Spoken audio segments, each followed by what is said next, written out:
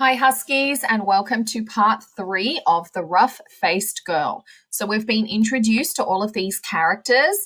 Okay, a lot of things have happened in the play. Hopefully you've had time to rethink about those things, and also the magical elements, because this play also relies on a lot of mythology and magical elements of Native American culture. Okay, part 3. So the sisters have gone to see who this invisible being is. They've met the sister, the lake spirit. They have made up lies. She has told them they have not seen the invisible being and they are to go home. So the sisters have gone home ashamed. Narrator 3, Scene 3. The next day, as the sisters slept, the rough-faced girl went to her father. Rough-faced girl.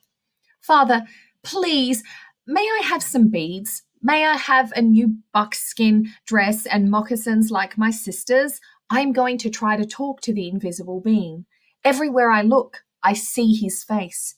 He may not choose me, but I would be content to stay near him. Father, I am sorry, daughter. I have nothing left to give you. I only have some broken shells and my own old moccasins, which are much too big for you.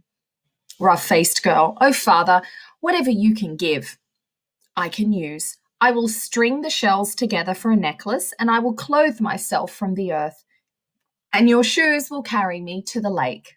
Narrator 1. And so the rough-faced girl did.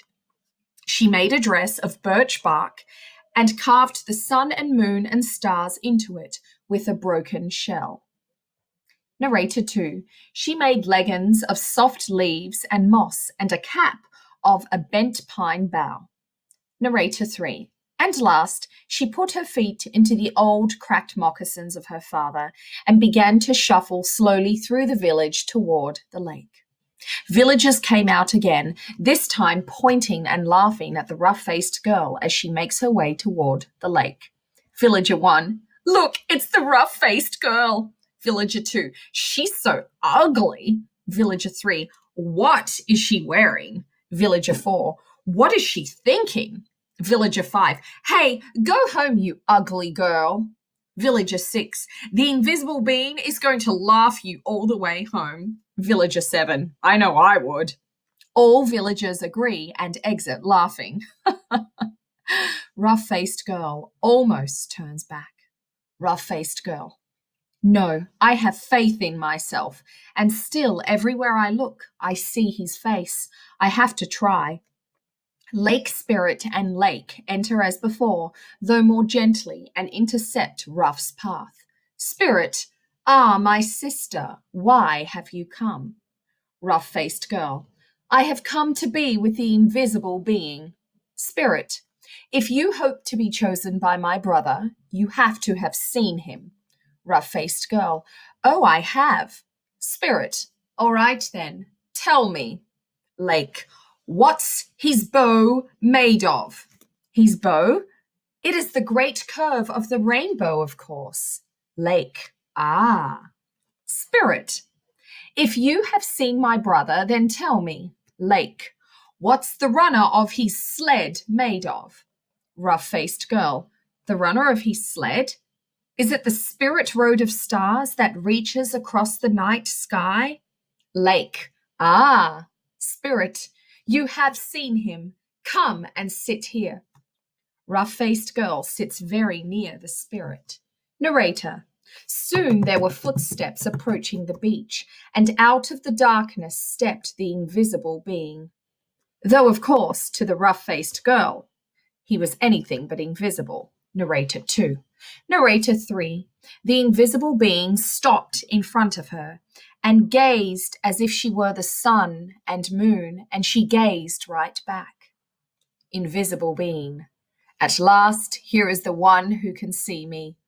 Oh, my sister, she is so beautiful. Spirit, yes, my brother, I see that too. Invisible being. I choose you to be my companion. Here is a fine buckskin robe and a necklace of perfect shells. Bathe with my sister in the waters, and then put these on and sit here with me. The rough-faced girl is surrounded by the dancing lake as the spirit dresses her in fine clothes. Narrator 1. As the girl bathed in the lake, all the scars and roughness vanished from her face and hands, and her hair shone like a raven's wing. A raven is a bird. Narrator 2. She could now finally see the beauty that the invisible being and his sister had seen from the very start. Narrator 3. Her father's old moccasins she kept to remind her that she still had much growing to do, and that she must always share whatever she had with those who asked. Narrators. The invisible being and the rough-faced girl lived together in great gladness and were never parted. The end. Now that this story has finished, I want you to talk about all of the magical aspects and how you would see this if this was a show that you were putting on. So lots of work to do here, and I look forward to discussing it with you. Bye, friends.